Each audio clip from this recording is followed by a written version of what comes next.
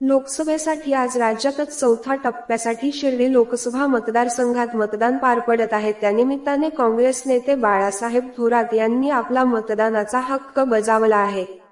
आपल्या संगमनेरमधील जोरवे गावामध्ये जाऊन त्यांनी मतदान केले आहे। त्यांच्या समवेत त्यांच्या पत्नी कांचन थोरात व कन्या जयश्री थोरात यांनी देखील मतदान केले। तर यावेळी बाळासाहेब थोरात यांनी नागरिकांना मतदान करण्याचे आवाहन केले।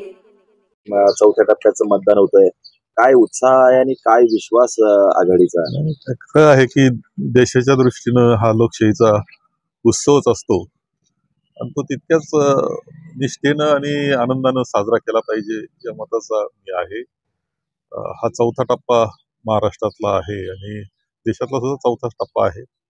लवकरच सर्व मतदानाचे टप्पे पूर्ण होतील आणि 4 तारखेला नवीन सरकार बनणार आहे। अपेक्षा आहे की पुढील सरकार लोकशाहीला जपणारं, राज्यघटनेला जपणारं आणि देशाला पुढे नेणारं असं असावं एवढी अपेक्षा आहे माझी। शिर्डी आणि अहमदनगर